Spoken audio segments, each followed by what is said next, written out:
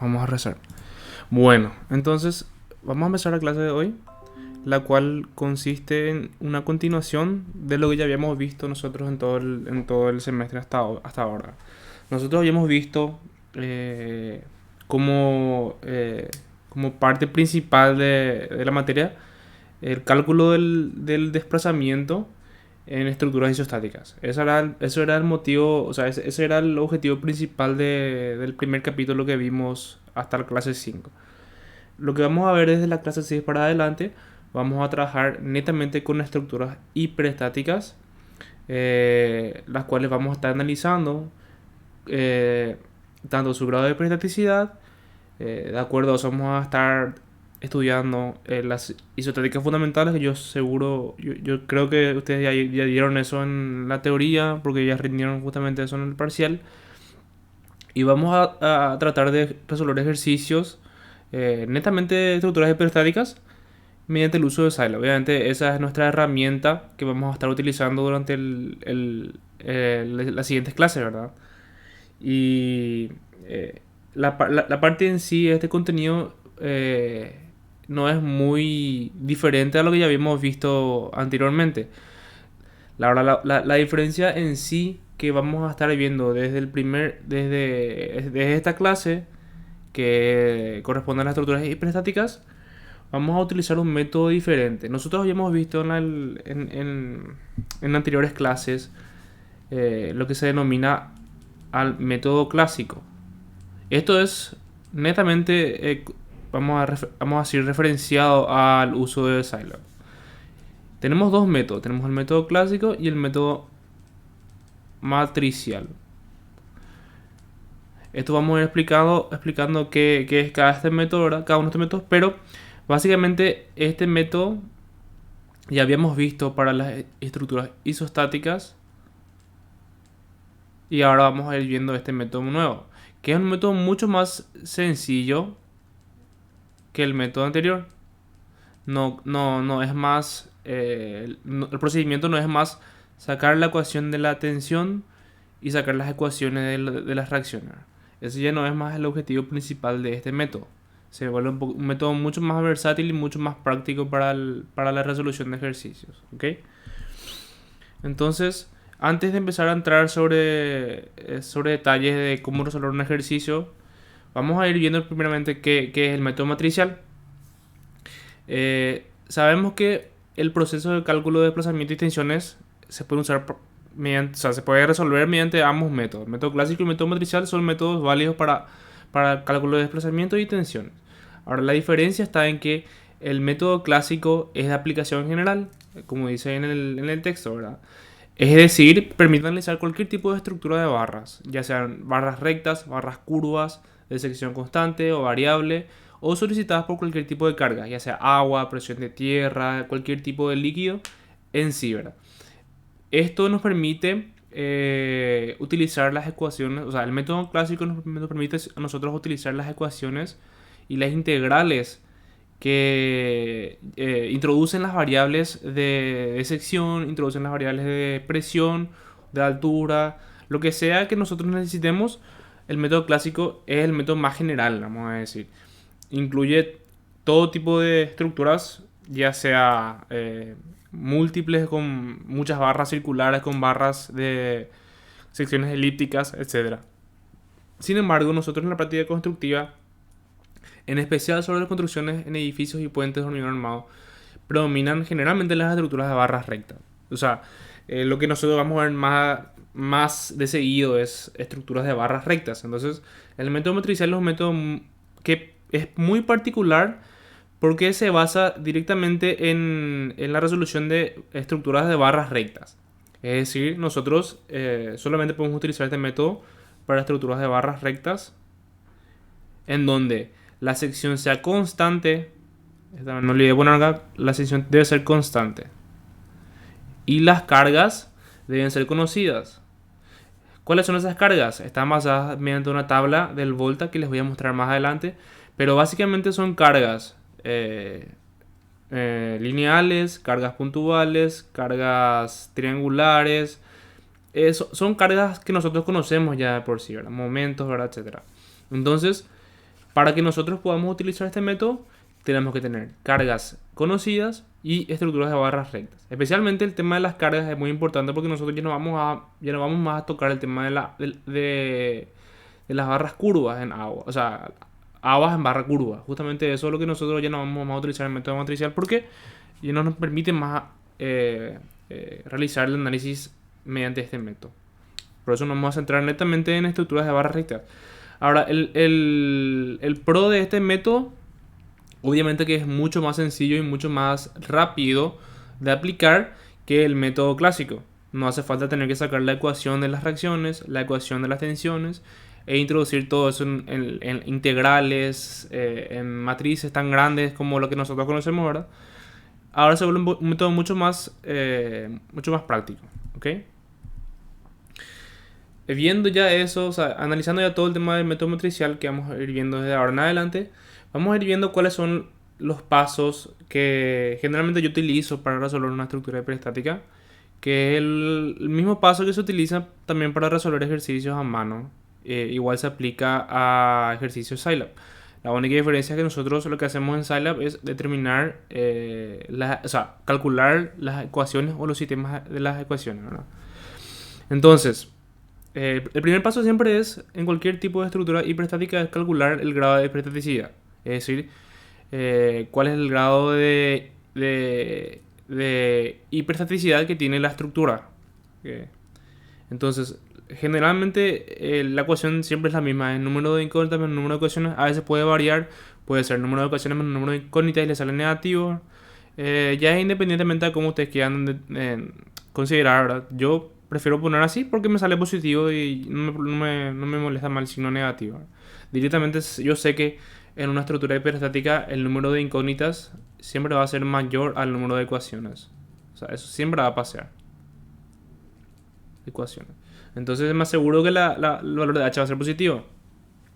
Una vez hecho eso, lo que nosotros debemos hacer es obtener la isostática fundamental liberando esa estructura hiperestática.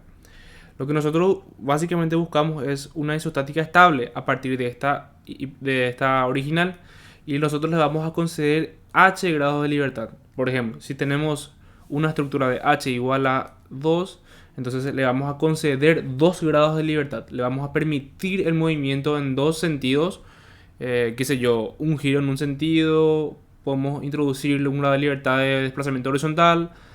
Y esas cosas, vamos a decir. Básicamente eso es lo que nosotros estamos haciendo. Le concedemos unos grados de libertad. Entonces, esta estructura, al conceder esos grados de libertad, se convierte en una estructura isostática. Por lo cual debe ser estáticamente determinado y debe ser geométricamente estable. Debe cumplir ambos deben cumplir al mismo tiempo. No puede ser estáticamente determinado y a la vez es geométricamente inestable. Eso es muy importante porque si nosotros tenemos una estructura geométricamente inestable, nosotros no vamos a poder determinar las reacciones porque se van a cancelar. Generalmente las reacciones que coinciden se cancelan entre sí y hace que la estructura sea inestable geométricamente. O sea, es justamente esas cosas lo que tenemos que evitar, obviamente, ¿verdad? Una vez hecho esto, pasamos al tercer paso, que es colocar las incógnitas de acuerdo al número de grados que nosotros le añadimos. Si nosotros le añadimos h igual a 2, entonces debemos colocar dos incógnitas hiperestáticas. O sea, le introducimos a x1 y le introducimos a x2. ¿Ok? Serían nuestras dos incógnitas que vamos a estar calculando durante la resolución del ejercicio. ¿Ok? Una vez hecho eso, el cuarto paso es resolver el sistema isostático para cada estado virtual.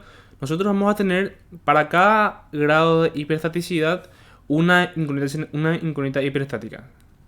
Puede ser x1, puede ser x2, puede ser x3 o puede ser xn, ¿verdad? Para cada una de esas incógnitas, nosotros vamos a tener un estado de carga virtual.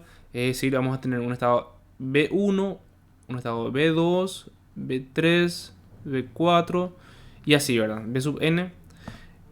Entonces vamos a tener estados virtuales para cada uno de esos, ¿verdad?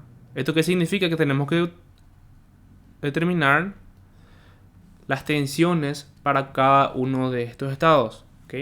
Entonces, El ítem de resolver el sistema isostático corresponde a resolver el sistema isostático con cada uno de estos estados, cada uno de estos estados virtuales. ¿Ok? Obviamente nosotros le vamos a añadir a estos valores igual a la unidad para poder determinar numéricamente nuestras ecuaciones y nuestras tensiones. ¿Ok? Ese sería el paso número 4. Aparte de eso, también tenemos que tener en cuenta que el sistema está generalmente cargado por un conjunto de cargas distribuidas, cargas puntuales, etc. Y no solamente tenemos que resolver el sistema isostático con cada uno de estos estados virtuales, sino también tenemos que resolver el sistema isostático con las cargas reales. A eso se le denomina estado de cargas Q sub 0. Tenemos dos estados de carga, Q sub 0 y V. Vamos a ver que Q sub 0 corresponde al estado real y V corresponde al estado virtual o a los estados virtuales. Obviamente la matriz V sabemos que depende de H. Cuando nosotros definimos H, automáticamente definimos cuántos términos vamos a tener en la matriz V. ¿Está bien? Viendo eso, el quinto paso corresponde al cálculo de las tensiones hiperestáticas. Nosotros sabemos que las tensiones reales, les tengo una imagen ahí, ¿verdad? Pero básicamente lo que nosotros sabemos es que las tensiones reales de un sistema se pueden dividir en dos. Uno de el sistema isostático de las cargas y el producto entre las tensiones virtuales por dicha incógnita hiperestática. ¿Cómo nosotros analizamos eso rápidamente, gráficamente eso para que se entienda, ¿verdad? Si nosotros tenemos, por ejemplo, un sistema hiperestático de H igual a 1, donde tenemos este apoyo, que es lo que les da o le genera a la estructura una hiperestaticidad extra. Entonces lo que nosotros vamos a hacer, por ejemplo, es liberar ese apoyo y colocar una carga unitaria que corresponde a x1 igual a 1, ¿verdad? Ese sería el procedimiento que vamos a estar utilizando. Una vez hecho eso, nosotros resolvemos el sistema y obtenemos el valor real de x1. ¿Cuánto vale realmente x1? Porque yo sé que no es 1. Esta reacción tiene un valor dado, ¿verdad? Esta reacción R, o reacción, vamos a poner reacción nomás, tiene un valor numérico que nosotros no conocemos, ¿verdad? Entonces, lo que hacemos es introducir inicialmente la carga x1 igual a 1. Mediante los procedimientos calculamos esa x1, que vamos a ver más adelante cómo se calcula, y multiplicamos esta x1 por este valor que está aquí, por el valor que nosotros hallamos. Entonces serían 15, así, ¿verdad? Si nosotros sumamos los estados tensionales o las tensiones de este sistema más este sistema, vamos a obtener el sistema original. Es decir, lo que nosotros vamos a hacer es una superposición de efectos. Entonces, fíjense que... Voy a borrar todo esto. Fíjense que este corresponde a las tensiones finales de la matriz Q que vamos a ir viendo en Scilab. Esto corresponde a las tensiones de la isostática, pero con cargas reales. Y esto corresponde a la matriz B de tensiones virtuales para cargas virtuales. Entonces, si nosotros sumamos Q igual a Q sub 0 más X1 por V, vamos a obtener las tensiones finales que nosotros estamos buscando. Entonces, ¿cuál es el objetivo? Obtener esta X1. Este X1 es el problema. O sea, ustedes si se fijan, es como hacer una superposición de dos sistemas nomás.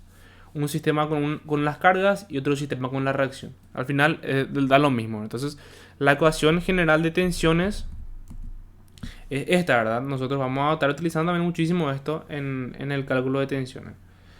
Por tanto, siempre tenemos que tener en cuenta que nuestra incógnita principal y lo que nosotros queremos obtener es la matriz X. ¿Ok? Ese sería nuestro objetivo principal en el ejercicio. Fíjense que las tensiones reales de la hiperestática sería de esta forma. Pero nosotros sabemos que la isostática fundamental con las cargas reales da un diagrama con un valor de 80 positivo. No, este es 80 negativo. 80 negativo, 20 negativo y 40 negativo. Entonces, si nosotros, por ejemplo... Sí, ¿Te puedo hacer una pregunta? decime nomás. Esa Q representa tipo el gráfico, ¿verdad? O sea, son los puntos ¿Cuál? del gráfico. Esta Q, vos decís. Sí, o sea, cualquiera, sí. Esa Q, por ejemplo. Y para nuestra materia, o sea, para nuestra parte práctica, corresponde a las matrices. Nosotros lo que vamos a hacer es introducir las tensiones en esa matriz Q. Todas las tensiones de la hiperestática van a estar en Q. Las tensiones de las isostáticas fundamentales para las cargas reales en Q sub 0 y para las cargas virtuales en B. Eso sería la definición básica de las matrices Q. Después, más adelante, se explica qué son esas matrices. Pero son matrices de tensiones. Ya, entiendo. Gracias, profe. Ok. Entonces, dijimos que todo esto es negativo, ¿verdad? Y si nosotros aplicamos la ecuación que corresponde a Q sub 0 más x1 por b, nos debería dar este valor. ¿Cómo nosotros obtenemos ese valor? Multiplicamos Q sub 0, que corresponde a la tensión del sistema isostático, pero con cargas reales. Sería menos 80. Más x1, según cálculos que yo ya había hecho, sale que es igual a 15 negativo. Si nosotros colocamos nuestra carga x1 igual a 1 de esta forma y el resultado final nos sale negativo, ¿eso qué significa? Que la reacción realmente debería haber estado acá, en este sentido, ¿verdad? Pero como nosotros hacemos de manera genérica, consideramos para abajo y luego con el signo ya nos da el valor real de la tensión. ¿Okay? Entonces en este caso vamos a colocar x1 con su signo correspondiente. Sería menos 15. Y multiplicamos por las tensiones virtuales que corresponde a esta barra, menos 4. Y esto nos va a dar un valor de menos 20, que corresponde a la tensión en la hiperestática. Entonces esta es la ecuación que nosotros vamos a estar utilizando para determinar las tensiones en todas las barras. ¿Está bien? Ahora, yendo a lo que el compañero preguntó, ¿qué son las matrices de tensiones Q y las matrices de tensiones B? En pocas palabras, la matriz Q corresponde a las tensiones o a todas las tensiones debido a las cargas reales presentes en la estructura. En la matriz Q, ya sea matriz de tensiones finales o matriz de tensión de la isostática. Q sería de las tensiones en la hiperestática y Q sub 0 sería las tensiones en la isostática. Isostática fundamental. Cada uno de estos se obtiene aplicando las cargas reales presentes. Eso tenemos que tener muy en cuenta eso. Y la matriz B a su vez corresponde a las tensiones debido a cada estado virtual que depende de H. Mientras más H tengamos, más estados virtuales vamos a tener. ¿Okay? Otra cosa también que tenemos que tener en cuenta es que cuando nosotros vamos a cargar estas matrices, nosotros cargamos de esta forma. Primero cargamos normal, momento izquierdo y momento derecho. Y acá entra lo nuevo. Nosotros en el método clásico introducíamos normal y introducíamos momento. O sea, las ecuaciones de la normal y las ecuaciones del momento. Como nosotros en el método matricial no trabajamos más con ecuaciones, trabajamos con diagramas. Entonces, desde ahora en adelante, las matrices Q y las matrices B vamos a obtener directamente del diagrama. ¿Y cómo se carga? Se carga. El primer elemento de la matriz corresponde a la normal de esa barra. El segundo elemento corresponde al momento izquierdo de esa barra. Y al tercer elemento corresponde al momento derecho. Por ejemplo, si tenemos por ejemplo una barra que tiene un DFN de positivo 40, un diagrama parabólico de qué sé yo, negativo 20 y positivo 10. Entonces, ¿cómo nosotros vamos a cargar? Esta es la barra Vamos a llamarle barra 1, por ejemplo. La barra 1 es un ejercicio cualquiera. ¿Cómo nosotros vamos a cargar las tensiones para ese estado de cargas? Vamos a colocar, por ejemplo, en Q sub 0 de la barra 1 y vamos a introducir primeramente la normal, 40 positivo. Segundo, el momento izquierdo de esta barra, que es menos 20. Y por tercero tenemos el momento derecho, que es 10. Entonces, nosotros vamos a trabajar con estas matrices directamente de los gráficos de los diagramas, ¿ok? Entonces, obviamente, para poder obtener las tensiones o la matriz Q, tenemos que tener los diagramas finales de nuestras isostáticas, ¿ok? Y justamente nosotros lo que vamos a ver ahora se complementa con lo que ya habíamos visto al comienzo del semestre, que es isostática. Nosotros lo que vamos a ir haciendo es resolver las isostáticas, obtener los diagramas y esos diagramas introducir en nuestra matriz Q y en la matriz B de acuerdo a cuál estado de carga estemos estudiando, ¿ok?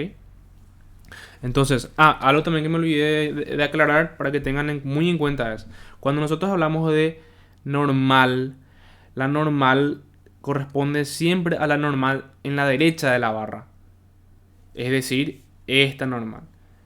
¿Por qué yo le digo esto? Porque supongamos que tenemos un ejercicio donde tenemos una carga distribuida axialmente. Famoso, tenemos una barra y tenemos una carga distribuida axialmente. Entonces esto nos va a generar un diagrama de normal variable de esta forma. O viceversa, al revés. Entonces, supongamos que esta normal dio 40. O supongamos que hay algo más acá, un sistema de estructuras, etcétera, etcétera, y esto nos da 40, da un valor de 20. Entonces, ¿cómo nosotros sabemos qué normal introducir? Introducimos la normal de la derecha. Siempre tomamos la normal de la derecha de la barra. ¿Está bien? Y si la barra es inclinada, también es, si la barra es vertical, también es muy importante. La izquierda va a corresponder a la parte de abajo y la derecha va a corresponder a la parte de arriba. Esto es igual al método clásico. No va a cambiar básicamente nada. Si tenemos una barra con un diagrama de momento vector así, y esto es negativo 30 y esto es 10 positivo, entonces nuestra matriz Q va a ser, por ejemplo, el normal es 0 y el momento es menos 30 y 10, porque nosotros estamos cargando el 30 como izquierda y el 10 como derecha. ¿Está bien? Siempre tengan en cuenta eso y respeten el orden, porque cuando se procese el programa no les va a dar el mismo resultado del cual les debería dar. ¿Está bien? Siempre respeten ese orden. Y aparte de eso, como nosotros obviamente no estamos estudiando qué pasa dentro de la barra, ¿qué es lo que nosotros debemos hacer? Considerar las cargas dentro de esa barra. Vamos a suponer un caso en el que tengamos, por ejemplo, una barra así. Qué sé yo, no sé, cualquier tipo de barra nomás, ¿no? Y tenemos un diagrama acá. Y tenemos el diagrama así, por ejemplo, sería negativo, positivo, vamos a llamarle 20 y 0, obviamente no importa eso. ¿Por qué nos importa los valores del medio? Porque nosotros estamos trabajando netamente con valores extremos, solamente con valores extremos vamos a trabajar en las matrices. Ahora, como nosotros no estudiamos lo que hay dentro de esa barra, solamente estudiamos los extremos, vamos a utilizar unos factores de carga o unos términos de carga que dependen del tipo de carga que se va a aplicar en la barra. Por ejemplo, en este caso supongamos que tenemos un sistema de cargas lineal. ¿Se entiende?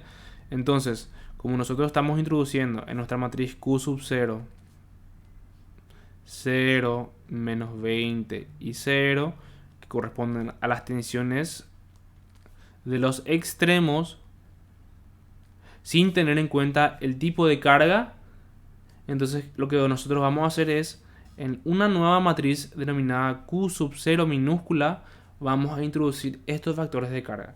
y dependen del tipo de carga. Por ejemplo, para este tipo de ejercicio, para este tipo de caso, tenemos que vemos el tipo de carga en cualquier valor de las, o sea, puede ser carga puntual, carga distribuida, no en toda la barra, en la mitad de la barra, en toda la barra, trapezoidal, triangular, momento puntual o par de momentos. Vemos cuál es la barra que se asemeja a nuestro sistema y sería este, ¿verdad? Ahora, esta tabla solamente corresponde a términos de momento flector. ¿Ok? Solamente corresponde a términos de momento flector. Entonces, directamente el valor de la normal va a ser 0. ¿Por qué 0? Directamente sabemos que una carga vertical en una barra no va a generar tensiones en normal, ¿verdad? O sea, generalmente no va a generar, no va a existir tensiones en la normal. Una barra bien apoyada, por ejemplo, con una carga distribuida, no va a generar tensiones normal. Entonces automáticamente ponemos 0 y procedemos a cargar el valor de la izquierda, que es Q sub 0,1, y el valor de la derecha, que es Q sub 0,2. En este caso sería Q por L al cubo sobre 24. Y no nos olvidemos de que esta tabla, ¿qué es lo que nos está dando a nosotros? Nos está dando Q sub 0 por E por I. Entonces, si nosotros analizamos eso, ¿verdad? Q sub 0 por E por I es igual a P por L al cubo sobre 24. Entonces, Q sub 0 debe ser igual a P por L al cubo sobre 24 por E por I, ¿verdad? Entonces, eso es lo que nosotros vamos a hacer. Vamos a introducir este factor de carga dentro de nuestra matriz Q sub 0.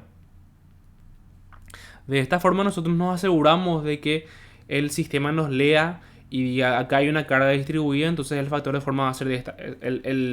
Las deformaciones van a ser igual a esto, ¿verdad? ¿Ok? Esto lo que nos indica es la deformación angular o las rotaciones que hay en estos miembros.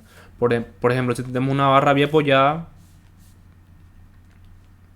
y tenemos una carga distribuida, entonces esto se va a deformar así. Y lo que nos da a nosotros es esta deformación angular. Este alfa y este alfa. Y eso nosotros introducimos en la matriz Q sub 0 como una deformación inicial en nuestra estructura. ¿Está bien? Y esto es lo mismo, ¿verdad? Q por L al cubo sobre 24 EI. Esta columna corresponde a los giros en la izquierda y esta columna corresponde a los giros en la derecha. Entonces de esta forma nosotros introducimos esos valores de factores de carga que no están introducidas en la matriz Q sub 0 mayúscula, que corresponden a las tensiones. Entonces abarcamos todo eso en esa matriz Q sub 0 minúscula. ¿Está bien? ¿Se entendió esto? Igual vamos a ver el ejercicio y vamos a aclarar mejor eso cuando resolvamos lo que vamos a ver ahora. ¿Está bien? Voy a borrar de nuevo esto.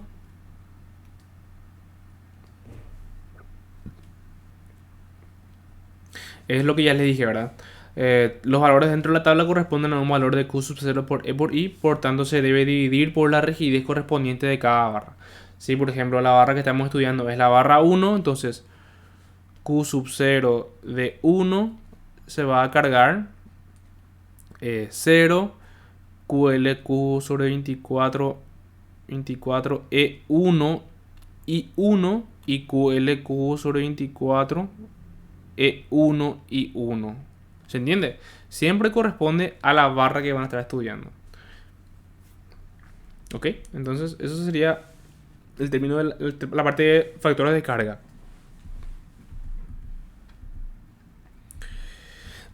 Y luego la parte de cálculo de tensiones, calcular las incógnitas que nosotros tenemos la ecuación general de tensiones, ¿verdad? Tenemos Q igual a Q sub 0 más B por X. Pero ¿cuál es el problema? Que nosotros no conocemos este valor de X. Es un valor que no conocemos numéricamente. Entonces para eso utilizamos el método, utilizamos la ecuación general del principio del trabajo virtual. que es esta, ¿verdad? Justamente la que nosotros conocemos ya en la primera parte del contenido, ¿verdad? ¿Y qué es lo que vamos a hacer? Vamos a introducir esta ecuación, esta misma ecuación, dentro de este valor que está aquí. ¿Ok? Ahora, como nosotros sabemos que al romper un vínculo y dar un grado de libertad a la estructura, realmente ese punto en la hiperestática no se desplaza. Si tenemos, por ejemplo, un empotramiento con un apoyo de primer género aquí, y nosotros para poder resolver liberamos este apoyo y damos una x1 igual a 1. Entonces, ¿qué pasa? El desplazamiento de este punto delta para la estructura hiperestática tiene que ser igual a 0, ¿verdad? Entonces, este elemento de nuestra ecuación se convierte en 0. Porque nosotros sabemos que los desplazamientos en una estructura hiperestática son 0 en los puntos donde liberamos o damos un grado de libertad. ¿Está bien? Y una vez hecho esto 0 y he introducido esta matriz Q sub I dentro de la ecuación general, nosotros vamos a tener dos términos. Un término que se le va a denominar R sub 0 y otro término que se le va a denominar matriz F. Estos dos términos serían básicamente una subdivisión del desplazamiento. Tenemos un desplazamiento que corresponde a la parte real y un desplazamiento que corresponde a la parte virtual. ¿Está bien? Vulgarmente yo le digo desplazamiento, pero son realmente dos matrices que juntos corresponden al desplazamiento final. ¿Está bien? Entonces vamos a denominar la R sub 0 y F, y esas matrices vamos a usar muchísimo desde ahora en adelante. La ecuación general va a ser así. ¿Ah? Y como nosotros queremos hallar X, vamos a despejar esto y vamos a aplicar la inversa. Y ahí obtenemos el valor de X. Ahora, ¿cómo obtenemos F? ¿Cómo obtenemos R sub 0? F obtenemos a partir de la matriz de tensiones virtuales B, y R sub 0 tenemos a partir de la matriz de tensiones virtuales B y Q sub 0. ¿Se entiende? Entonces, si nosotros obtenemos B y Q sub 0 y vamos a decir, introducimos las matrices Q sub 0 y B en el Scilab, podemos obtener directamente los valores de las reacciones o de las incógnitas X. ¿Está bien? Ese sería el procedimiento que vamos a estar estudiando de acá en adelante.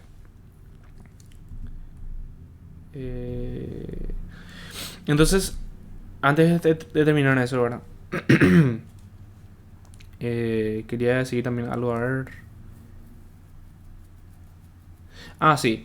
Obviamente, nosotros en el método matricial, ¿qué es lo que nosotros buscamos? Buscamos las tensiones Q sub 0 y B, que son obtenidos a partir de los diagramas, ¿verdad? Nosotros tenemos de los diagramas porque ¿qué es lo que nosotros queremos? El valor izquierdo y derecho de una barra. Entonces, para eso nosotros debemos graficar o hacer el diagrama de esa isostática fundamental.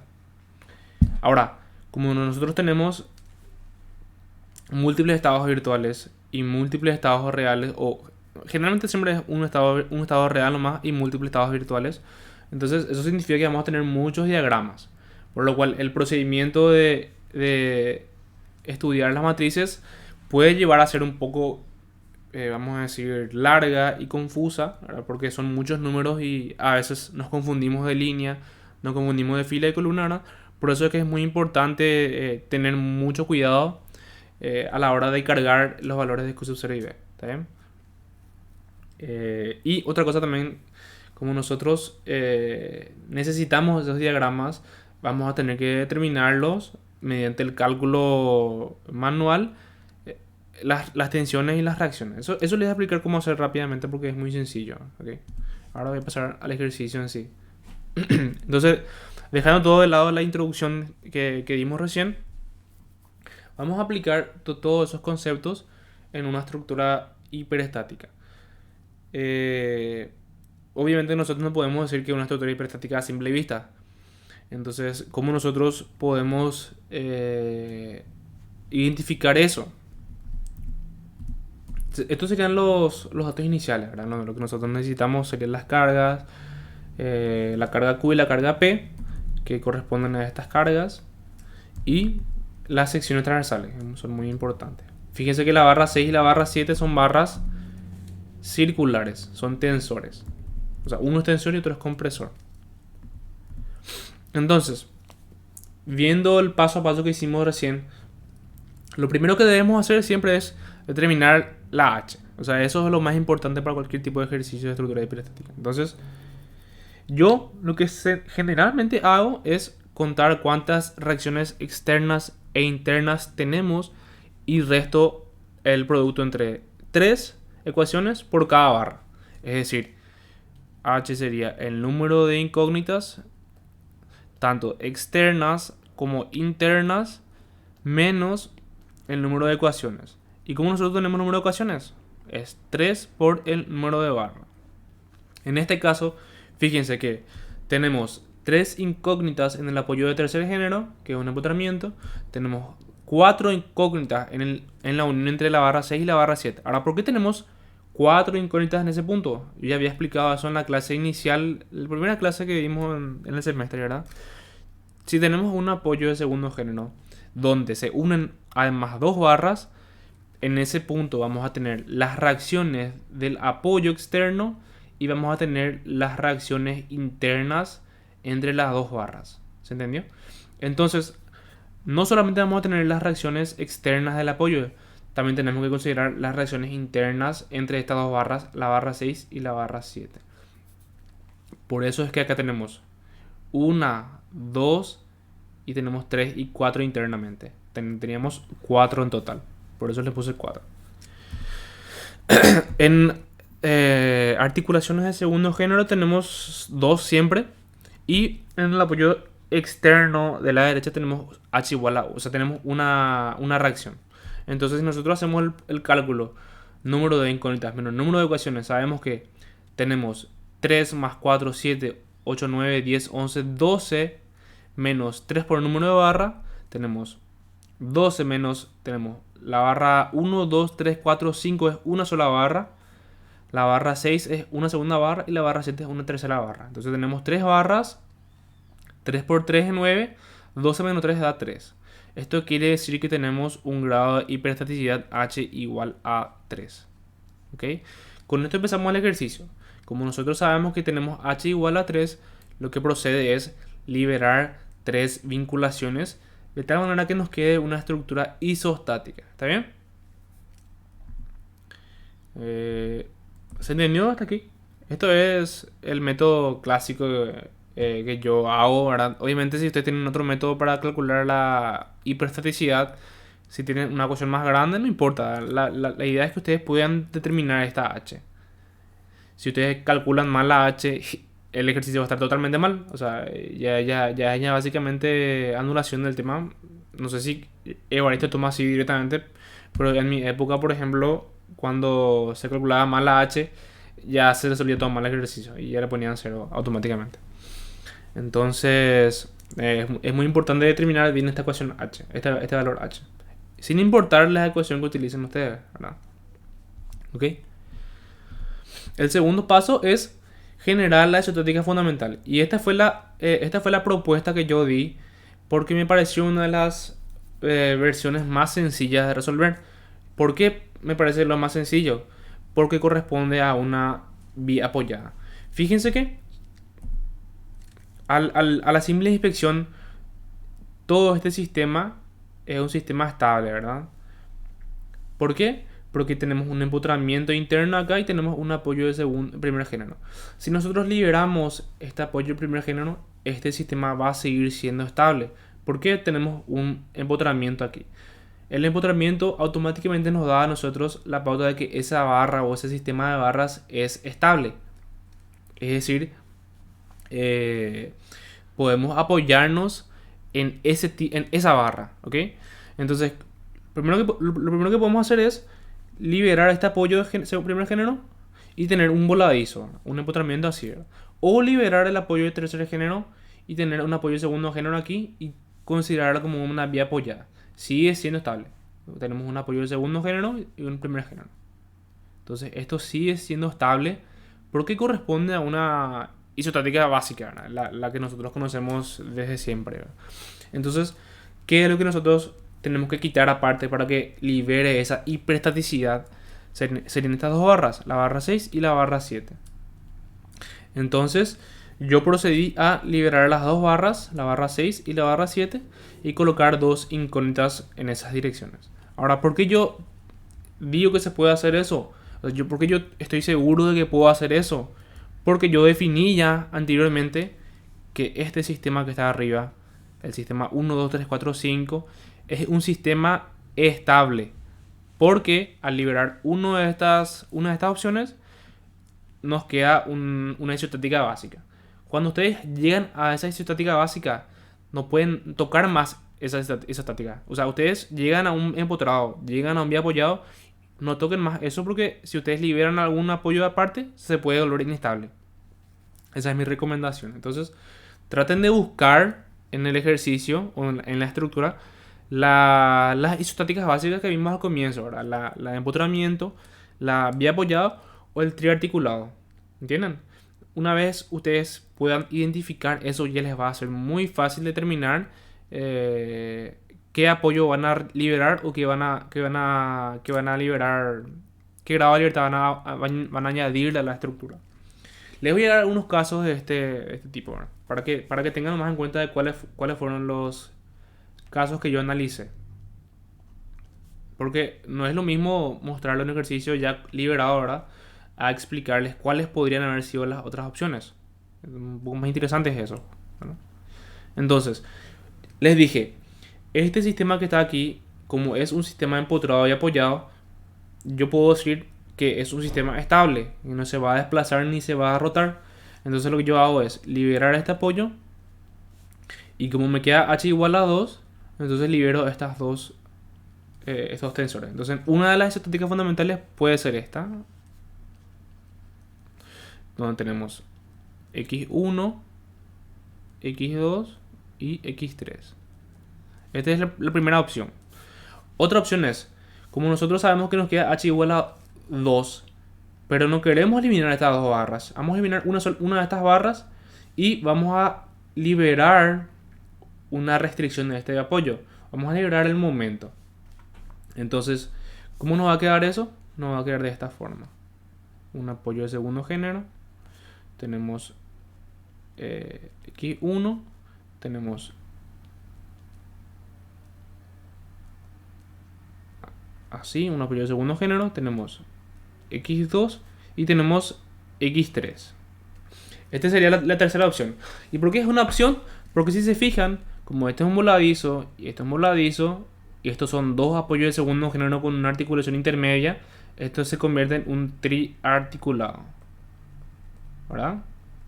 Si nosotros hacemos de la misma forma y en vez de eliminar esta barra, eliminamos esa barra, lo mismo, ¿verdad?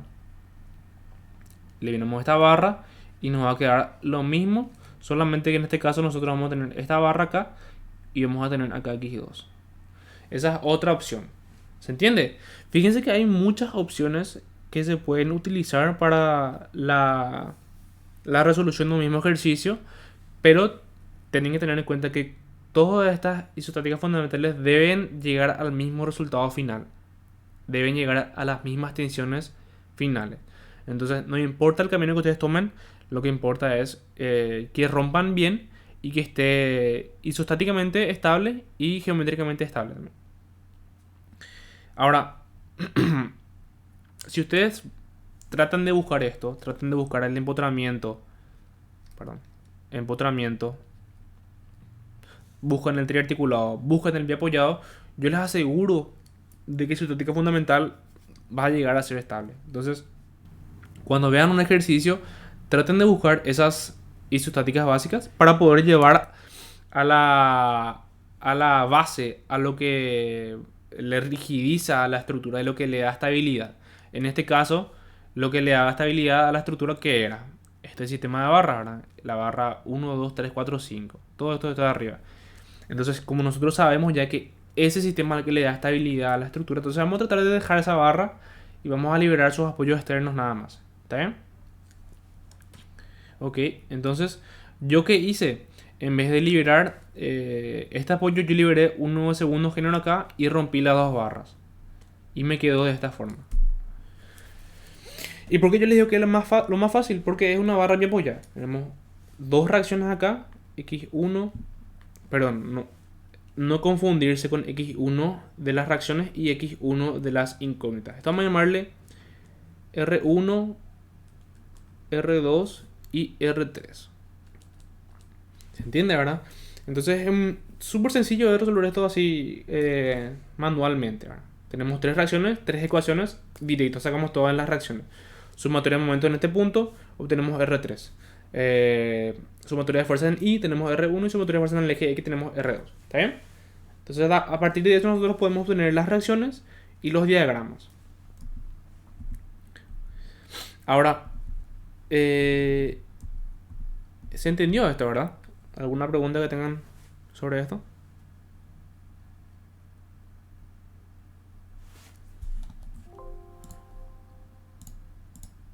Voy a ver si sí estoy grabando porque no quiero... Sí, estoy grabando. Bueno, entonces, continuando mi clase, yo dije que este va a ser nuestra estática fundamental que vamos a utilizar en el ejercicio. Ahora, hay algo muy claro, hay algo que tenemos que aclarar antes de nada, ¿verdad? Sobre el tema del cálculo de las reacciones y el cálculo de las tensiones. Nosotros vamos a partir de este semestre, vamos a evaluar el proceso del cálculo de las reacciones y de las tensiones. Lo que nosotros nos hacíamos en los semestres pasados. ¿Verdad? Ahora vamos a implementar porque nos dimos cuenta de que la evaluación de cargar matrices, nosotros lo que hacíamos en los semestres pasados éramos darle las tensiones en los diagramas directamente calculados. ¿Verdad? Entonces, ¿qué es lo que nosotros vamos a evaluar ahí? Que ustedes sepan cargar las tensiones Q sub 0 y B. ¿Verdad? Justamente ese era el problema que vimos con Hermann. Entonces, la idea es la siguiente. El proceso de cálculo de las reacciones y las tensiones de cada uno de esos estados virtuales, x1, x2, x3, y las tensiones reales Q sub 0, van a deber realizarse a mano y deben estar en la hoja de evaluación del examen. Entonces, calcular las reacciones y las tensiones en la hoja van a ser puntos de evaluación. ¿Está bien? Ahora, por cada estado virtual y real, sabemos que tenemos dos diagramas: fuerza normal y momento flector. Entonces, si tenemos h igual a 3 y tenemos un estado de carga real, y al hacer la suma vamos a obtener 8 diagramas. Obviamente, nosotros no le vamos a dar a ustedes un ejercicio complicado, porque la idea de nosotros es que nosotros le evaluemos a ustedes, que ustedes sepan obtener la estática fundamental, que ustedes sepan obtener las tensiones de esa estructura y que ustedes puedan utilizar la herramienta Scilab para poder determinar fácilmente las incógnitas. Entonces nosotros no le damos a un ejercicio h igual a 3 o h igual a 2 máximo, ¿verdad? Para que sea más sencillo, ¿verdad? Y si le damos h igual a 3, obviamente vamos a darle un ejercicio parecido a este, ¿verdad? Fíjense que es una barra bien apoyada. Entonces pueden calcular esto súper fácil y no es algo fuera de lo normal. Entonces, algo así vamos a tratar de trabajar con ese tipo de ejercicios, porque el hecho de que calcular los diagramas, los 8 diagramas, puede ser un proceso bastante tedioso. Entonces, la idea siempre es tratar de hacer lo menos cargado posible. Y algo más que añadir también: para los gráficos de los diagramas, nosotros no vamos a evaluarles o no les vamos a corregir o pedir que hagan los cortes de la sección. Eso es algo también que lleva muchísimo tiempo y es muy hinchabola. Entonces, ustedes pueden determinar los diagramas en base a la forma de la carga y las reacciones de la barra. Así ustedes pueden hacer mucho más rápido el ejercicio. Vamos a suponer que, por ejemplo, ustedes sacaron la reacción de, qué sé yo, de una barra así, ¿verdad? La horizontal, y quieren hallar el momento flector. Ustedes saben que el momento flector de una barra así, con una reacción R, ¿cuánto va a ser? Va a ser R por L, ¿verdad? Directamente. Y obviamente tenemos que tratar de cuidar el signo de nuestro momento flector. Pero Esto ustedes pueden hacer ya manualmente y mentalmente. No hace falta que ustedes estén graficando eso y calculando, colocando la ecuación ahí. Directamente ustedes saben que como es una barra recta y tiene una reacción perpendicular a la barra, entonces el diagrama va a ser así. Entonces sería R por L sería, qué sé yo, si R es de 10 y L es 5, entonces sería 50, positivo. ¿Se entiende? Eso es lo que nosotros vamos a pedirles, ¿verdad? Porque a ustedes vamos a decir, no les sirve nada sacar esa ecuación Q de la barra 1, por ejemplo, 10x al cuadrado menos 5x más ql cuadrado sobre qué sé yo, ¿verdad? No les sirve porque nosotros no vamos a utilizar esto. Lo que nosotros hacemos en el método matricial es utilizar los valores de las tensiones izquierda y derecha. ¿Está bien? Entonces que ustedes puedan graficar el diagrama sin necesidad de utilizar la ecuación, ya automáticamente se pueden graficar mentalmente, o sea, calcular mentalmente y graficarlo en su hoja sin necesidad de hacer una explicación así nítida del cálculo. Directamente con el graficar y que el gráfico esté bien, nosotros le vamos a considerar ya esa parte. ¿Está bien? ¿Quedó claro eso? Es muy importante que tengan en cuenta eso, que nosotros vamos a evaluar los diagramas, que son muy importantes que entiendan cómo determinar, especialmente las isotáticas fundamentales, que son lo más importante. ¿Okay? Entonces, yendo a eso, nosotros, como sabemos que tenemos corto tiempo para dar la clase, vamos a dar lo que ya nos importa a nosotros, a partir de los diagramas. Es decir, nosotros ya vamos a asumir que los diagramas ustedes pueden calcular. Y es más, yo les recomiendo que cuando terminen la clase o tengan un tiempo libre, traten de hacer esto y traten de resolver las isotáticas básicas y llegar al mismo diagrama. Para que vean que no es muy difícil, porque es una barra ya apoyada. Básicamente son 3 ecuaciones rápidas y ya está ya. ¿Se entiende? Entonces, eso le vamos a dejar a ustedes como tarea, si es que quieren hacer. Pero nosotros vamos a partir directamente de los diagramas ya. ¿Está bien? Entonces, por ejemplo, sabemos que tenemos 3 incógnitas: x1, x2 y x3. x1 corresponde al momento flector en este punto, x2 corresponde a esto y x3 corresponde a esto. El ángulo alfa creo que valía 45 grados, si no estoy mal. Sí, no vale 45 grados. Este ángulo alfa es el arctangente de 3 sobre 1,5. ¿Okay? Sería de 3 sobre 3 sobre 2, 1 medio. O 2, mejor dicho. De 2 sería. ¿Está bien? Entonces, no sé cuánto da este valor. Voy a calcular rápidamente. Shift tangente de 2 da un ángulo de 63,4 grados más o menos. Para tener una idea de cuánto se calcula, para poder calcular las fracciones. Entonces, para el primer estado, E1, para el momento x igual a 1, fíjense que los diagramas son súper sencillos. O sea, generalmente los estados virtuales les va a salir diagramas súper sencillos y literalmente diagramas triangulares y rectangulares. No más que eso. ¿Se entiende? O sea, no va a ser algo muy difícil. A eso es lo que yo quiero llegar. Sería el DFN y el DMF del estado 1.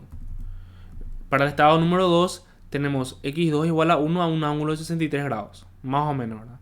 Lo mismo, aplicamos sumatoria de fuerza en el eje X y momento y obtenemos los diagramas y los momentos y las normales. Las reacciones por ahora no son importantes, pero cuando nosotros calculemos asentamientos y resortes van a ser importantes. Entonces tienen ahí en cuenta que las reacciones son muy importantes para los diagramas. Y de esta forma tenemos el diagrama de FNE3. ¿Sí? Y obviamente nosotros dijimos que íbamos a tener 8 diagramas. 6 de los diagramas son diagramas virtuales, pero 2 de ellos corresponden al estado de carga real. Es decir, resolvemos la isostática con las cargas reales. De esta forma tenemos 2 diagramas de fuerza normal y de momento flector. que tampoco es muy complicado. Fíjense que lo único raro es que tenemos una cara distribuida que da un diagrama parabólico. ¿Está bien? Eso nada más es lo raro. Después es muy sencillo terminar los diagramas. Entonces, teniendo los 8 diagramas, ¿cuál es el procedimiento que debemos aplicar para obtener las matrices Q y las matrices B? Es justamente cargar esos valores izquierda, derecha para cada una de las barras. Por ejemplo, para la barra 1, nosotros ya hemos dicho que esta es la barra 1, la barra 2, la barra 3, la barra 4 y la barra 5. Acuérdense de eso siempre, ¿verdad? También tenemos la barra 6 y la barra 7, pero nosotros borramos esas dos barras, entonces no nos importa ahora mismo. Para la barra 1, fíjense que la normal es 0 para el estado 1 y el momento flector izquierda y el momento flector derecha también es 0. Entonces colocamos 0 en la normal, 0 en el flector izquierdo y 0 en el flector derecho para el estado 1. Sería la primera columna de nuestra matriz. Entonces, para que tengan una idea nomás, ¿verdad? Esta matriz va a tener cuántas columnas tenga que dependa de H. Si H es igual a 3, van a tener 3 columnas. Si H es igual a 2, van a tener 2 columnas. El número de filas siempre va a ser 3 porque corresponde a estos 3 valores. ¿Está bien? Ahora, para el estado número 2, E2, el cual correspondía a una carga así inclinada alfa. ¿Sí? ¿Alguien va a preguntar algo? Sí, yo tengo una duda ahí. En la barra 1, Sí. el derecho dice que vale 1. ¿Y por qué se pone a 0 o Porque, tomando un poquitito hacia la izquierda? sí, Hacia la izquierda de la parte derecha. así es. Porque lo que nosotros vamos a hacer es analizar en la barra de cuestión. O sea, en la barra que estamos estudiando, la barra 1, vamos a analizar dentro de esa barra los valores de las tensiones que hay. No es que vamos a estar estudiando los extremos en sí. O sea, sí son los extremos, pero básicamente son dentro de la barra en análisis. Por ejemplo, para esta barra número 1, la izquierda y la derecha son 0. Pero para la barra número 2, la izquierda de esta barra vale igual a 1. Y la derecha vale 0,556. Pero para la barra 1 es 0 justamente por eso, porque no corresponde a esa barra. Es más, ¿cómo vos te puedes dar cuenta de que el momento a la derecha de esa barra 1 es 0?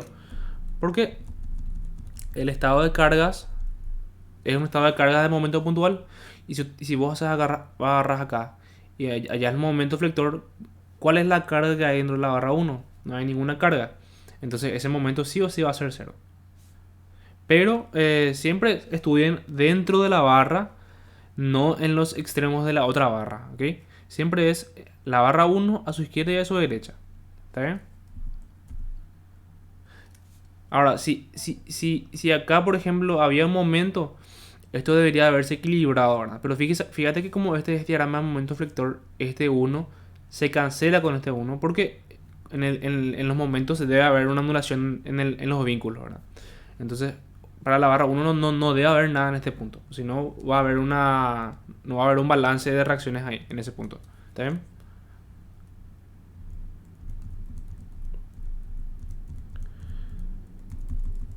Ok, entonces eso corresponde a la barra 1. Esta sería la derecha de la barra 1. Ahora la barra 2, perdón, el estado número 2, que corresponde a la carga de X2 inclinada, un ángulo alfa, 63 grados más o menos. Tenemos estos diagramas. Fíjense que la barra 1 sigue dando 0 para cada uno de esos estados. Entonces no vamos a colocar nada. Y para el estado 3 lo mismo. Tenemos para la carga inclinada un ángulo alfa también. Vemos que también la normal y el momento flector es 0. Entonces no colocamos nada en la matriz B de la barra 1. Fíjense que nosotros cargamos directamente de esta forma. B1. No hace falta que carguemos B de la hipótesis de esto o aquello, ¿verdad? Directamente B de la barra 1 y ya tenemos en cuenta todas las hipótesis virtuales en cada columna. ¿Está bien? No hay que complicarse mucho con eso. Vamos a ver después en Scilab cómo se analizaría. Ahora, la barra 2 es esta barra. Ahora esta barra ya es diferente porque esta barra ya tiene ya momento flector. Fíjense que la normal sigue siendo 0 en el estado 1, pero en el diagrama de momento flector vemos que a la izquierda de la barra 2 tenemos un momento igual a 1. Y a la derecha tenemos un momento igual a 0,556. Entonces colocamos, respetando el orden, normal, izquierda y derecha. Siempre de esta forma, ¿ok? Para el estado número 2 lo mismo. Tenemos la normal 0,447. Sería esto. Normal. Momento izquierdo de la barra 2 es 1,788 y 2,98.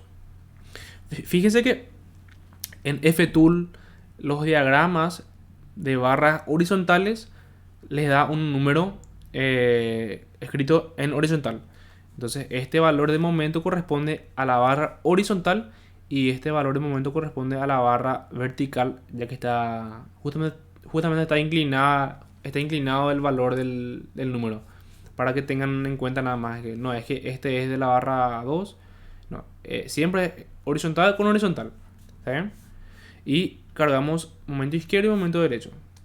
Y eso se repite para cada uno de los estados. Obviamente no vamos a ir viendo todas las barras, ¿verdad? Porque el estado número...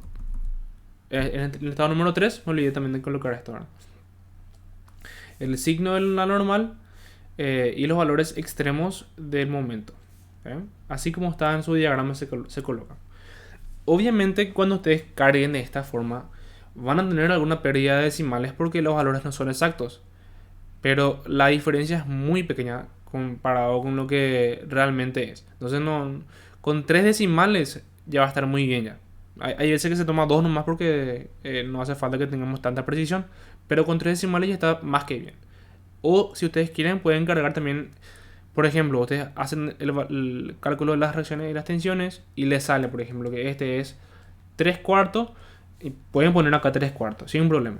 Ya es dependiendo de cada uno. Pero yo les digo que con 3 decimales están súper bien ya. ¿Está bien? Y se repite para cada una de las barras. La barra número 3, normal y momento izquierda y derecha. En la barra 3 no tenemos normal, pero sí tenemos un momento flector. Entonces cargamos eso que está aquí y así sucesivamente, ¿verdad? Para la barra 4 lo mismo.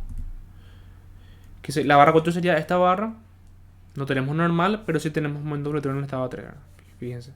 Y toda la parte de abajo va a ser 0 porque obviamente tenemos un apoyo del primer género. Esto es una articulación, el cual nos da un momento igual a 0. Sí o sí, ¿no? Entonces esto debe dar 0, 0, 0 así. ¿Está bien?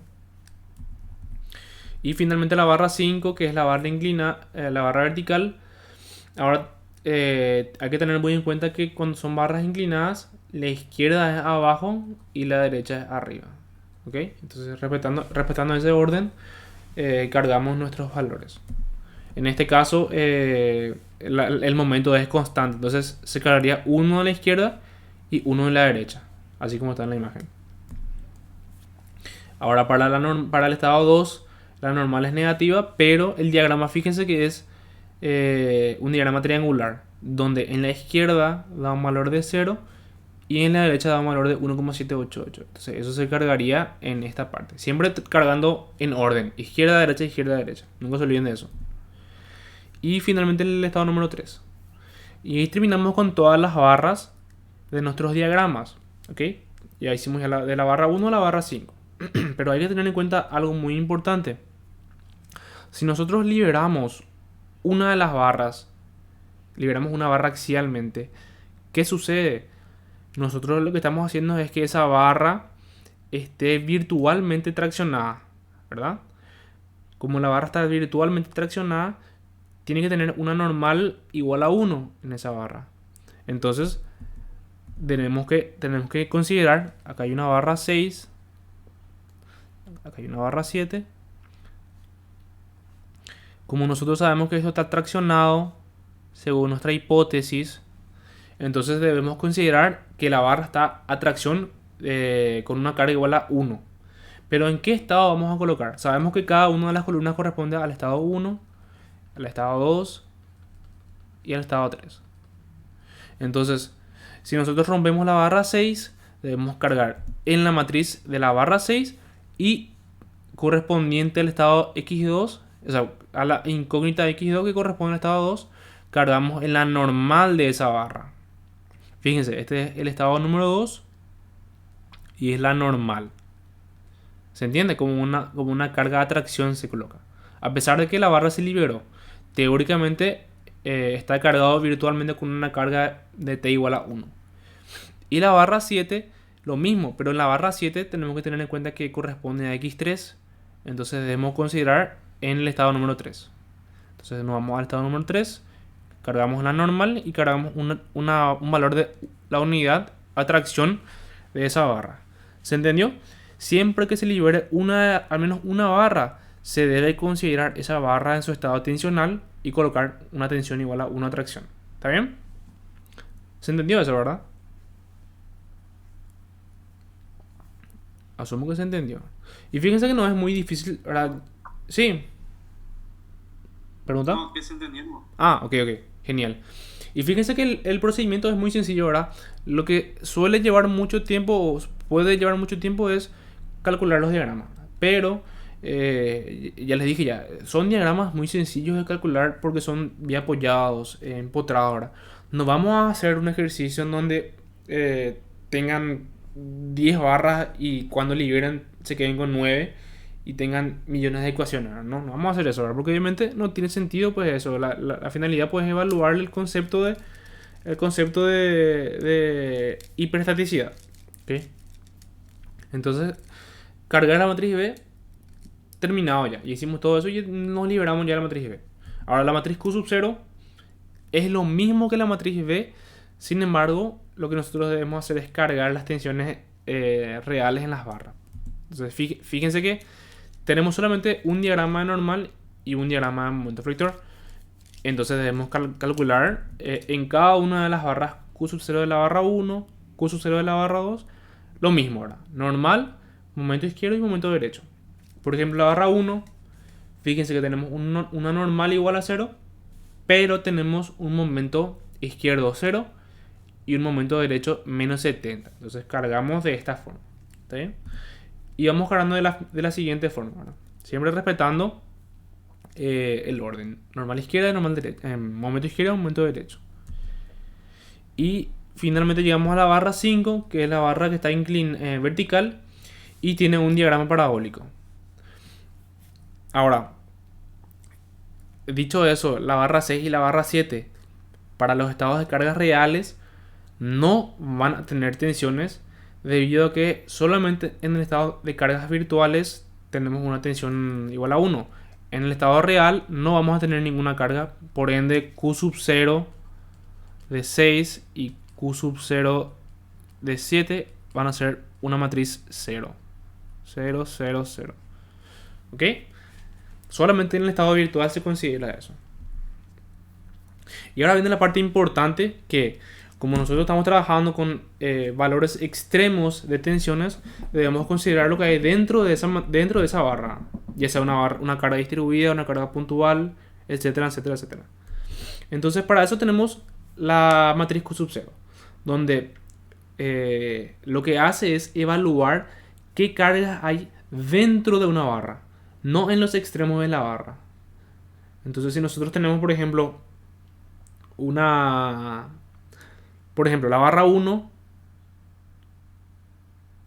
¿qué tenemos en la barra 1? Tenemos una carga puntual, pero una carga que no va a generar, no va a introducir ningún valor porque está en el extremo de esa barra 1. Por ejemplo, la carga, voy a mostrar, esta carga que está acá, ¿va a estar introduciendo en matriz Q sub 0? No, porque justamente lo que nosotros buscamos es cargas que estén dentro de la barra, no en los extremos de la barra. Y esto incluye los momentos, ¿verdad? Los momentos en los extremos sí se consideran, pero las cargas puntuales no. Entonces, para este caso, esta carga puntual, vamos a suponer esta carga puntual para la barra 1. Vamos a analizar. Tenemos una carga P igual a 1, P igual a 35, y buscamos en la tabla. Vemos que es este caso, pero ¿qué pasa? El valor de A es 0. Entonces no vamos a tener ningún valor de giro en ese punto. ¿Se entiende? Entonces es muy importante que tengan en cuenta, solamente cuando tengamos cargas intermedias en la barra, si tenemos una carga puntual en el medio de la barra 2 o si tenemos un momento puntual. Otro caso también es el famoso momento puntual, por ejemplo así. En este caso es un momento puntual que está en el extremo de la barra 4, pero tenemos el caso del momento puntual en la tabla. Entonces, a ver si les puedo mostrar. A ver, acá está. Tenemos el caso en la tabla del momento puntual en los extremos. Entonces, en este caso, sí ya no es más cero. Ahí se considera el valor del giro. Y tener en cuenta que para poder cargar eso debemos cuidar, o sea, tenemos que tener cuidado con las direcciones de los momentos, ¿verdad?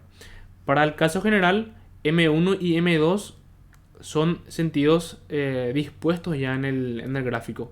Y si tenemos por ejemplo una barra que tiene un momento puntual así y no tenemos nada acá que igual a 30, entonces ¿cuánto vale M2? Vale menos 30, porque es contrario al momento que está acá. ¿Entienden? Entonces algo así ustedes van a tener que analizar. Siempre que sea una barra intermedia, una carga intermedia en la barra. ¿Está bien? A ver, estábamos aquí. Entonces para este caso la única carga ahí intermedia en la barra es la barra 5. Fíjense que la carga Q es intermedia a la barra 5. Entonces buscamos el caso, que es el caso de la carga distribuida, y vemos que el giro izquierdo es Q por L al cubo sobre 24 y el giro derecho es igual, porque justamente es simétrico con respecto a su eje. Entonces, ¿cómo nosotros vamos a cargar justamente eso? De la siguiente forma. Cargan el mismo elemento que hay dentro de esta tabla, Q por L al cubo sobre 24, y multiplican o dividen por E por I de la barra 5, porque justamente estamos trabajando con la barra 5.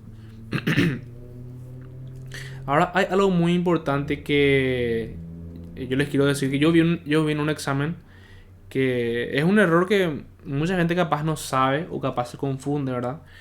Pero si ustedes introducen en Scilab Q por L al Q sobre 24 por E por I, ¿qué está pasando acá? Cuando ustedes colocan una división, la división lo único que hace es leer el primer término que está a la derecha. Es decir, considera solamente este término. Entonces cuando se hace la división, solamente considera el 24. Y este término va a quedar siendo una multiplicación entre Q, L cubo sobre 24 por E por I. Y nosotros tenemos que dividir por E por I. Entonces, ¿cómo nosotros hacemos en Scilab para que divida a 24 EI? Ponen un paréntesis bien grande acá. Entonces ahí ustedes se cercioran de que la división es con 24 E por I. Y yo vi un alumno que hizo de esta forma, dividió entre 24 y multiplicó por un valor, o no necesariamente eso, ¿verdad? Pero hizo esto y le salió un valor diferente porque no consideró el paréntesis. Entonces es muy importante que tengan cuidado con eso, porque un paréntesis puede hacer que el resultado sea totalmente diferente. ¿Está bien? Tengan en cuenta eso. Bueno, entonces siempre es de esta forma. Y me olvidé también, la longitud de la barra es L de la barra 5 al cubo. También es muy importante que tengamos en cuenta porque estamos trabajando con la barra 5 justamente, ¿verdad? Entonces siempre teniendo en cuenta que es la barra 5 y la carga Q debe estar previamente tipeado ya en el código. Ya debe estar definido eso en la matriz, en algún lado para la matriz Q sub 0. ¿Está bien? Y como no hay ninguna otra barra que genere factores de carga, entonces ya pasamos a la siguiente parte.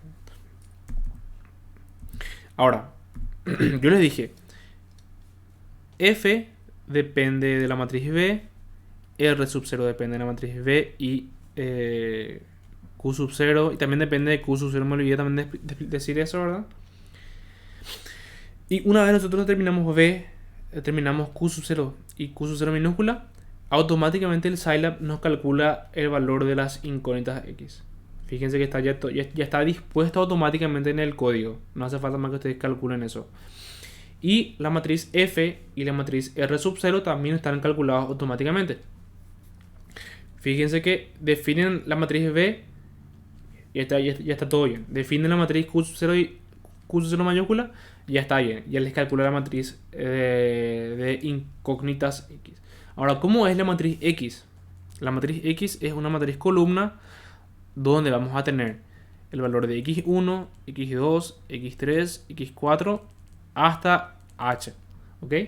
Entonces, esto que está aquí, ustedes pueden directamente referenciar a las reacciones que ustedes liberaron. Si ustedes liberaron una reacción axial, una fuerza axial X en la barra 6, por ejemplo, y este se le denomina x2, entonces este valor que está aquí ya corresponde a la tensión en esa barra, o ya corresponde a la reacción que liberaron. Si liberaron si liberaron el empotramiento con un momento puntual m, entonces esa x1 corresponde a ese valor de tensión. ¿Se entendió?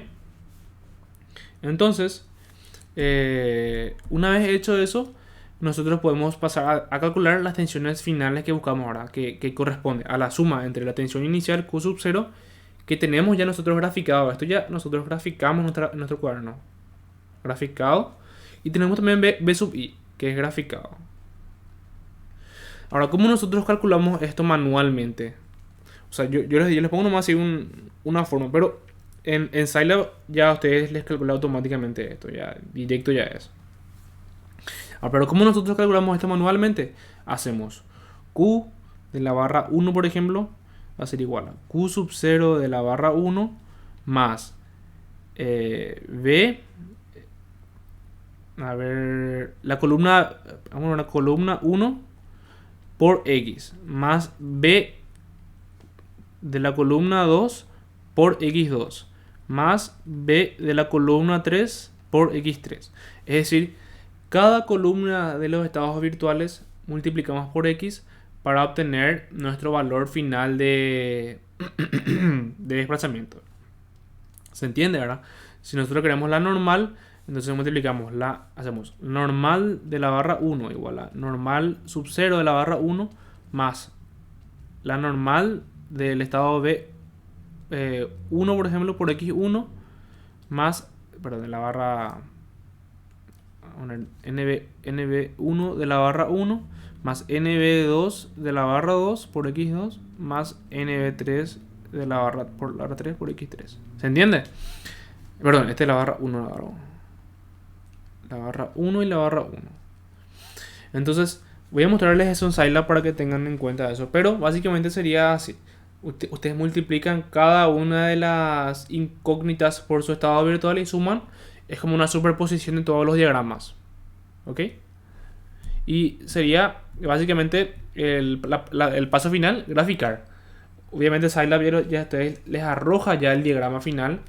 Y no hace falta más que ustedes deban hacer esa multiplicación. Ya el programa automáticamente les arroja ya el diagrama de fuerza normal y de momento flector.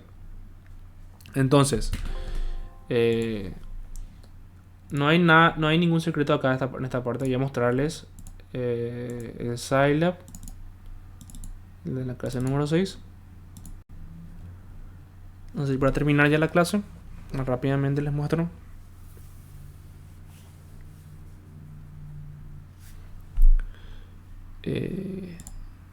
Aquí está. Entonces, fíjense que el formato es el mismo, solamente que hay algunas cosas que se modifican. Por ejemplo, NH es el número de hipótesis reales, pero NH0 ya no es más el número de desplazamientos o el número de estados virtuales o las hipótesis virtuales que habíamos visto en el método anterior, en el método clásico. Ahora, NH0 corresponde al grado de hiperestaticidad y ND corresponde al número de desplazamientos. Eso vamos a ver en la clase que viene, porque corresponde a cuántos desplazamientos vamos a querer hallar en el ejercicio. ¿Se entiende? Nada más es eso. No hay aparte cambios en la parte inicial. Longitud de las barras, sección transversal, área de inercia, módulo de elasticidad. Y acá hay algo muy importante que tienen que tener en cuenta. La ecuación de X tiene los asentamientos.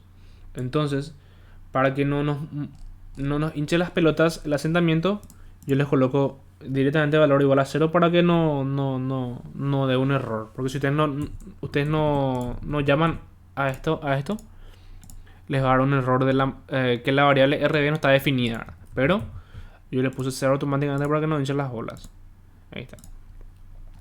Y el procedimiento es así de simple. La matriz B de la barra 1 cargamos así como estábamos analizando.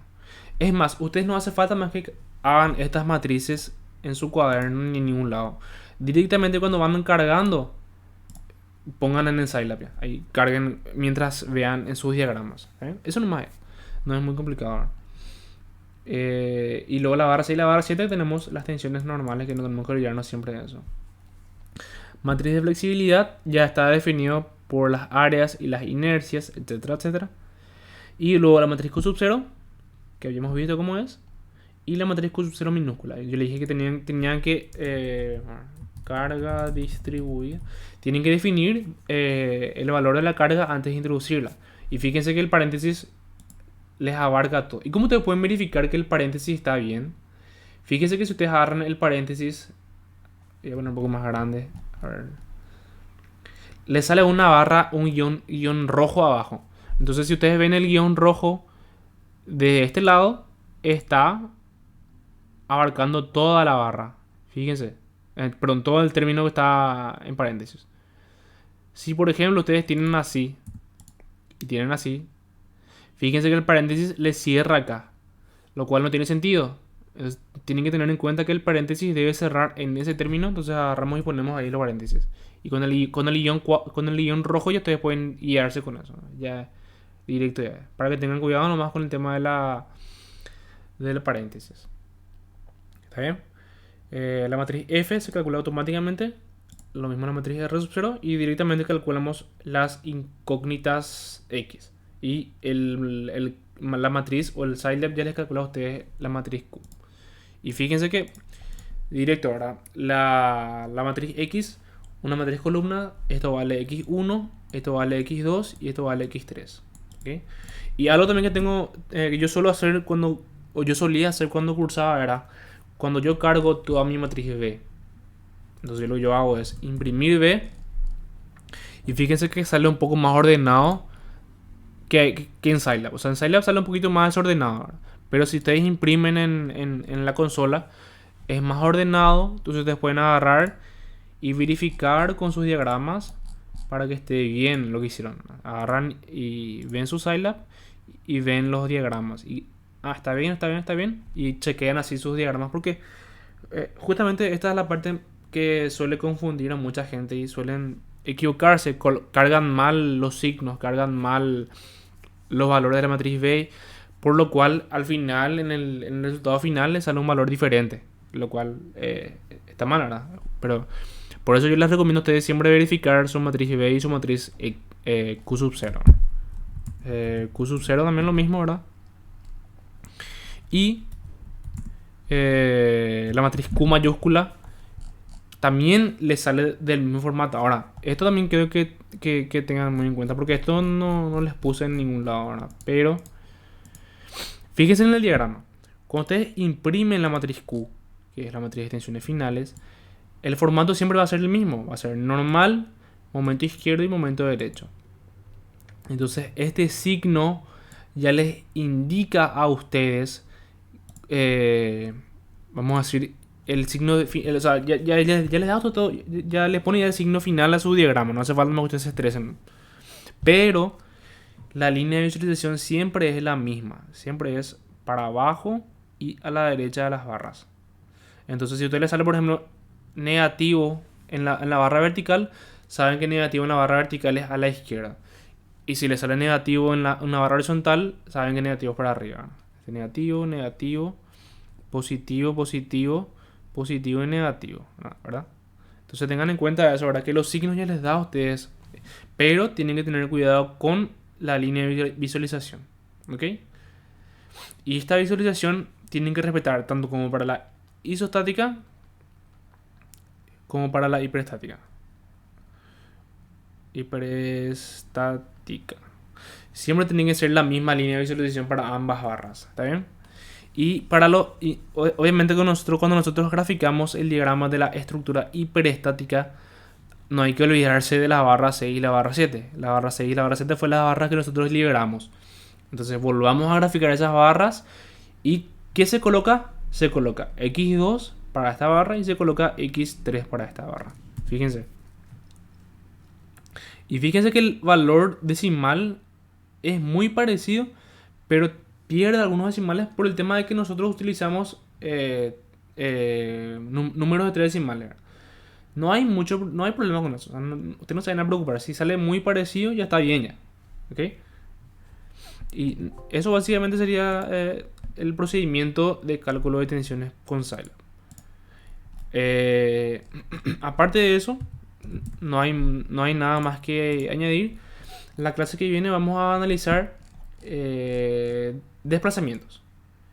Y también vamos a estudiar los efectos impuestos. Ya vamos a introducir dos contenidos en una clase porque la siguiente clase es Semana Santa. Entonces, para poder dar todo, no atrasarnos, vamos a dar directamente desplazamientos y efectos impuestos.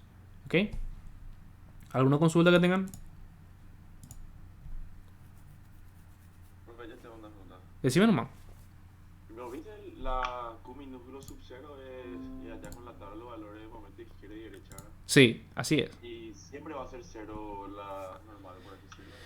Siempre va a ser cero en el caso de que haya un ejercicio donde tengan una carga distribuida axialmente. En ese caso, creo que se había definido luego en algún lado una tabla para eso, pero debería de verificar eso, ¿verdad? No estoy seguro si es que... Si es puntual y axial, si es 0 igual. No, si es puntual...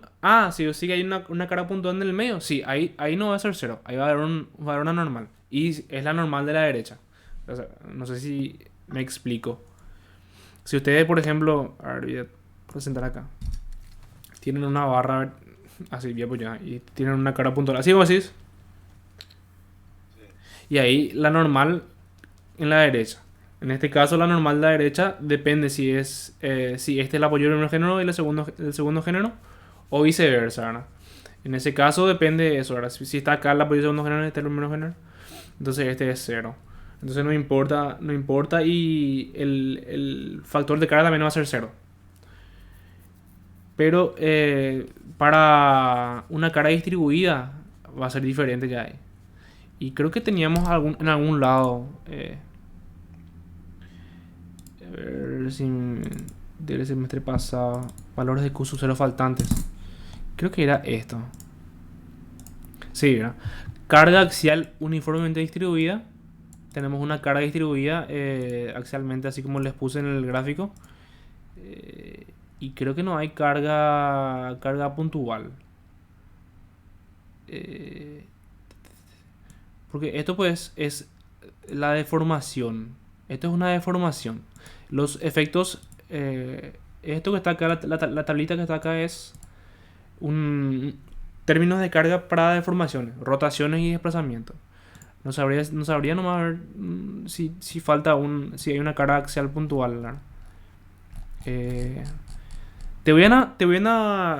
Voy a consultar eso con los auxiliares y la próxima clase voy a aclarar eso, ¿está bien? Así ya quedamos todos con el mismo concepto, ¿está bien? Profe, Sí. nada, eso que faltan de Q sub 0 está también en el aula virtual. Y voy a ver. Para descargar. Puedo añadir ahora si quieren.